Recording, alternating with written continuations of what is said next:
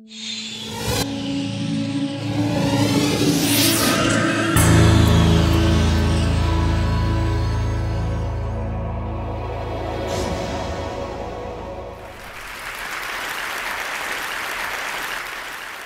going to speak to you today about architectural agency. But what I mean by that is it's time for architecture to do things again, not just represent things. This is a construction helmet that I received 2 years ago at the groundbreaking of the largest project I and my firm have ever been involved in. I was thrilled to get it. I was thrilled to be the only person standing on stage with a shiny silver helmet. I thought it represented the importance of the architect. I stayed thrilled until I got home, threw the helmet onto my bed, fell down onto my bed, and realized inside there was an inscription. Now, I think that this is a great metaphor for the state of our architecture and architects today. We are for decorative purposes only. Now, who do we have to blame?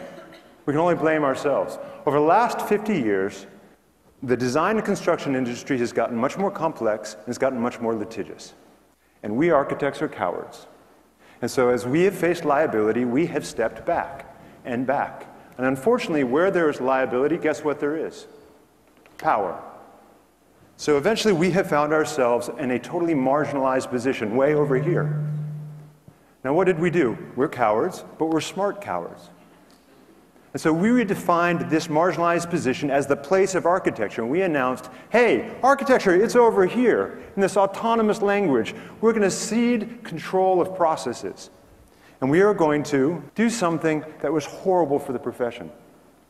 We actually created an artificial schism between creation and execution. As if you could actually create without knowing how to execute, and as if you could actually execute without knowing how to create. Now, something else happened, and that's that we began to sell the world that architecture was created by individuals creating genius sketches, and that the incredible amount of effort to deliver those sketches for years and years and years is not only something to be derided, but we would merely write it off as merely execution. Now, I would argue that that is as absurd as stating that 30 minutes of copulation is the creative act, and 9 months of gestation, and God forbid, 24 hours of child labor is merely execution. So what do we architects need to do? We need to stitch back creation and execution. And we need to start authoring processes again, instead of authoring objects. Now, if we do this, I believe we can go back 50 years and start re-injecting agency, social engineering, back into architecture. Now, there are all kinds of things that we architects need to learn how to do, like managing contracts, learning how to write contracts, understanding procurement processes, understanding the time value of money and cost estimation. But I'm going to reduce this to the beginning of the process into 3 very pedantic statements. The first is take core positions with your client. I know it's shocking, right? Architecture would actually say that. The second position is actually take positions. Take joint positions with your client. This is a moment in which you, as the architect, and your client can begin to inject vision and agency, but it has to be done together. And then only after this is done are you allowed to do this. Begin to put forward architectural manifestations that manifest those positions. And both owner and architect alike are empowered to critique those manifestations based on the positions that you've taken. Now, I believe that one really amazing thing will happen if you do this. I like to call it the lost art of productively losing control. You do not know what the end result is, but I promise you, with enough brain power and enough passion and enough commitment, you will arrive at conclusions that will transcend convention and will simply be something that you could not have initially or individually conceived of. All right, now I'm going to reduce all this to a series of simple, dumb sketches. This is the modus operandi that we have today. We roll a 120-foot Spartan, i.e. our vision, up to our client's gates of Troy. And we don't understand why they won't let us in. Right? Well, how about instead of doing that, we roll up to the gates something they want? Now, this is a little bit of a dangerous metaphor because, of course, we all know that inside of the Trojan horse were a bunch of people with spears. So we can change the metaphor. Let's call the Trojan horse the vessel by which you get through the gates, get through the constraints of a project, at which point you and your client have the ability to start considering what you're going to put inside that vessel, the agency, the vision. And if you do that, and you do that responsibly, I believe that instead of delivering Spartans, you can deliver maidens. And if I could summarize that all up into one single sketch, it would be this. If we are so good at our craft, shouldn't we be able to conceive of an architectural manifestation that slides seamlessly through the projects and the client's constraints? Now, with that in mind, all right, now I'm going to give you a sad story. This is Museum Plaza. This is a project that we started in 2006. It started construction in 2008, and then it was put on hold right after it started construction. We'd done all the foundation work when the bond market crashed because it was a project that was financed based on bonds. We had an amazing client, super, super smart client, husband and wife who were very committed to revitalization of Louisville. She happens to be the heiress of the Brown-Forman liquor fortune. They also are very committed to contemporary art, and they wanted to revitalize downtown by gifting a contemporary art center into the center of the city. And they wanted to spend about $30 million on it. One of the things they understood was that $30 million was going to get them the building, but you would also need to have an endowment equal to that in order for this to be a vital institution. And they weren't going to give $60 million. So they asked us, is there a way that you can conceive of a for-profit development that when it's finished will do two things? It will, as part of its construction cost, have this contemporary art center in it and make $30 million in profit. So we'll get our investment back, and then we will turn around and gift it back to the city or to the institution as its endowment. It's actually super smart, but also as an architect a bit daunting, particularly given that one of the reasons they thought they could afford to do that is they wanted to do it on this site. And this site has everything wrong with it you could imagine, and they got it for $1. And I'll show you in a second why they got it for $1. Amongst other things, this is a reason.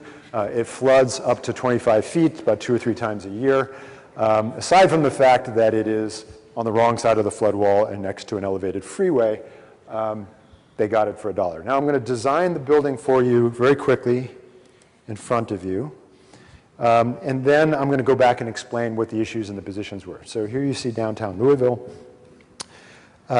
This is the first issue, is that actually it wasn't one site, it was actually 3 different parcels of land. Let's turn the optimal resolution off. It happens to sit next to the Muhammad Ali Center, which is a very important building for downtown Louisville.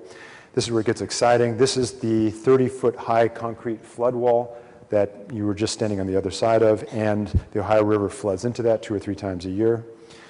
Now it gets a bit crazy. This is the I-64. This is the main east-west vehicular corridor of Louisville. So now you see that we're in a loud, wet bucket.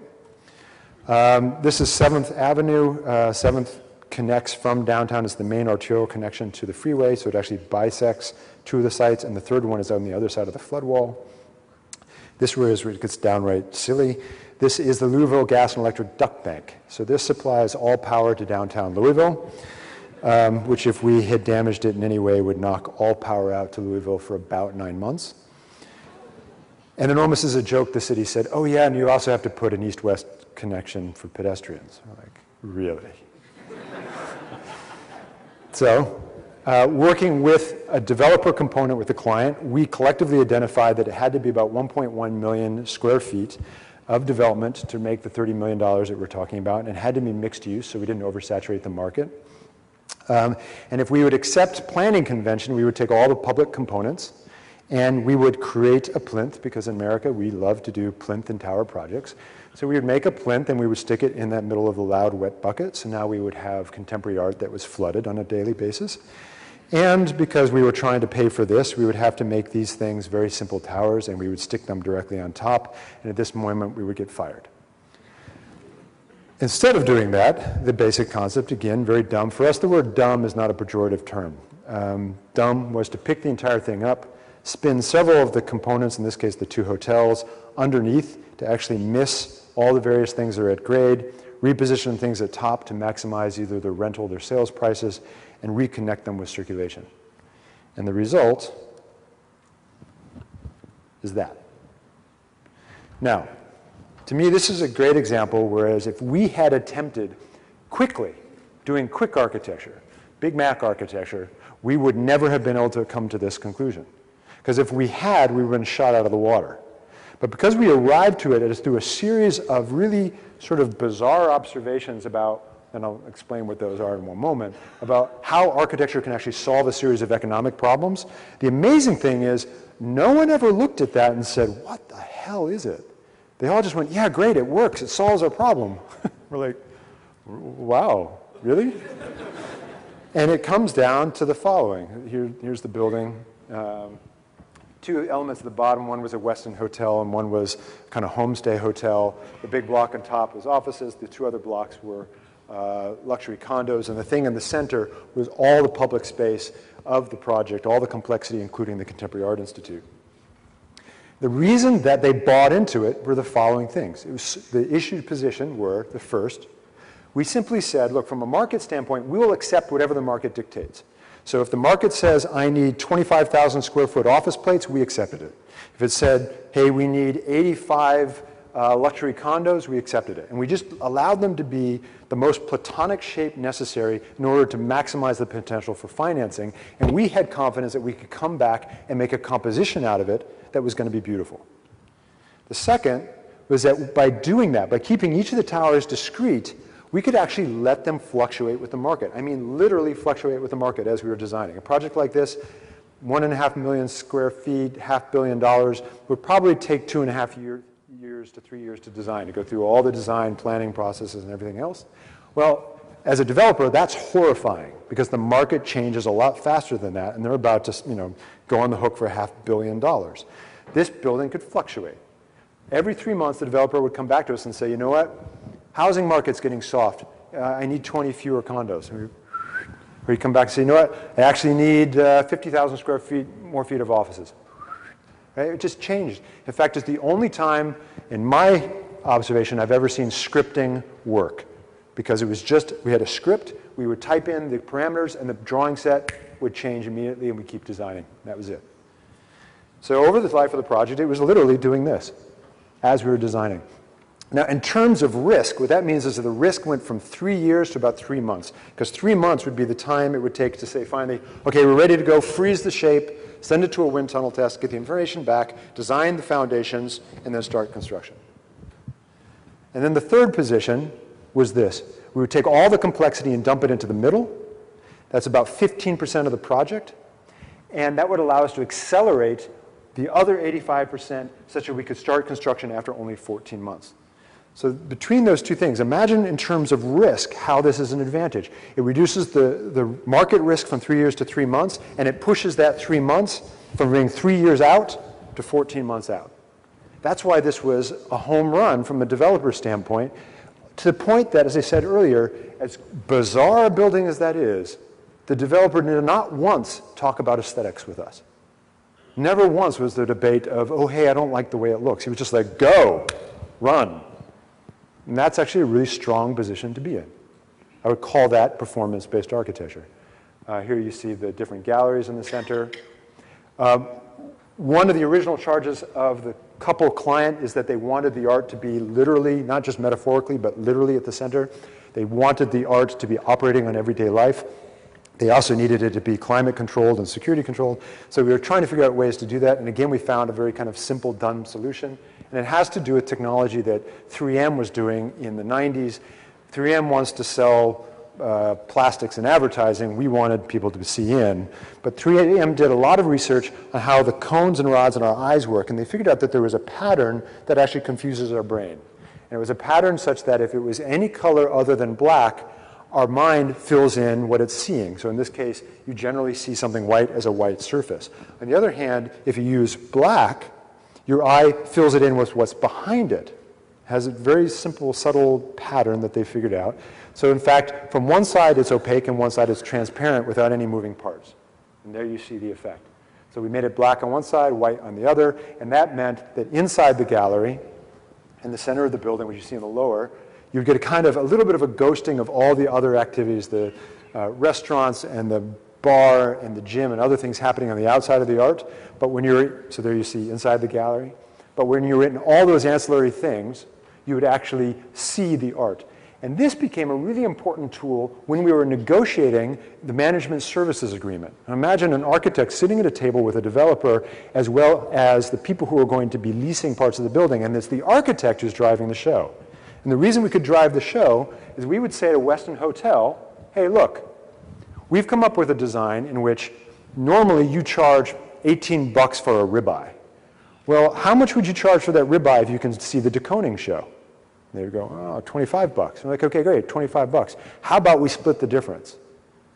Right, that's $7. You take $3.50, our institution takes $3.50, and guess what? Now our institution doesn't need to take tickets. It's got its own revenue generation out of the design of the architecture. Again, that's what I would call performance-based architecture. So here you see, this is literally what was suggested, swimming pool that would be looking into the lower gallery. And that's the final. Now,